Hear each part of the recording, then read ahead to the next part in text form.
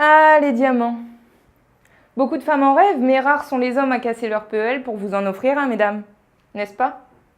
Alors aujourd'hui, je vais vous parler de la planète Diamant, mais avant toute chose, est-ce que vous savez comment se forment les diamants? Eh bien, c'est ce qu'on va voir tout de suite.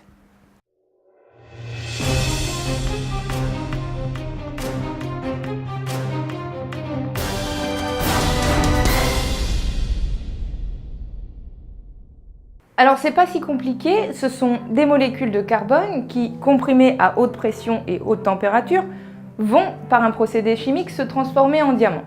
D'autant plus que le diamant se forme naturellement avec une pression oscillant entre 45 000 et 60 000 bars, et avec une température oscillant entre 1100 et 1400 degrés. Donc les 2 ou 3 bars de pression que vous mettez dans les pneus de votre voiture ne suffiraient pas à en fabriquer, évidemment. Par contre, si les conditions de température et de pression restent ordinaires, le carbone se transforme alors en graphite, et c'est ce que vous avez l'habitude d'utiliser régulièrement puisque c'est ce qu'on trouve dans les crayons de bois. Oui, par chez moi on dit les crayons de bois, ok? Si vous voulez trouver des diamants à l'état naturel, il vous faudra creuser entre 150 et 200 km de profondeur. En sachant que la mine de diamant la plus profonde qui existe est en Russie et elle fait 525 mètres de profondeur. Et la mine la plus profonde du monde est une mine d'or qui se situe en Afrique et fait 3,9 km de profondeur. Alors oui, je sais, vous allez me dire, s'il faut creuser aussi profond, pourquoi on en trouve à la surface de la Terre? Eh bien, c'est tout simplement dû aux activités volcaniques et au mouvement de la croûte terrestre que les diamants sont remontés à la surface depuis ces derniers millions d'années. Maintenant qu'on a les bases, je vais pouvoir vous parler de la planète 55 Cancri E, plus connue sous le nom de planète Diamant. Elle a été observée la première fois en 2004 et se situe en dehors de notre système solaire à 40 années-lumière de chez nous, soit l'équivalent de 40 000 milliards de kilomètres seulement. Avec son diamètre 2 fois supérieur et sa masse 8 fois supérieure à notre planète, c'est pourtant la plus petite des 5 planètes qui orbitent autour de leur étoile 55 Cancri, située dans la constellation du Cancer, juste ici. D'après les observations qui ont été faites, cette planète serait constituée de carbone, notamment sous forme de diamants, de fer, de silicium et de graphite. Mais bon, j'ai bien compris que c'est pas les 3 derniers qui vous intéressent.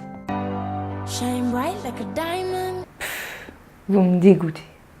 Bref, selon des chercheurs franco-américains, sa masse en diamant représenterait 1/3 de sa masse totale, ce qui équivaut à 3 fois la masse de la Terre.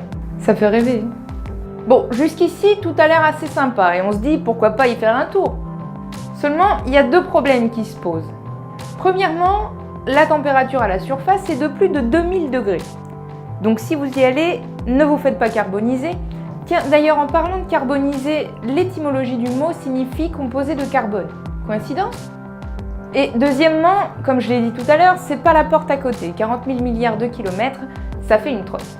Même en supposant qu'on aille à la vitesse de la lumière, soit 300 000 km/s, il nous faudrait quand même 4 ans pour y arriver.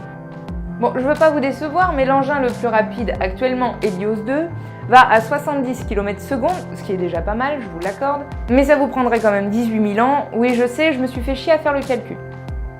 Voilà. Après tout ça, si vous avez le courage d'y aller, ramenez-moi un souvenir. Merci d'avoir suivi cette vidéo, j'espère que ça vous a plu. Si c'est le cas, n'hésitez pas à la partager sur les réseaux sociaux.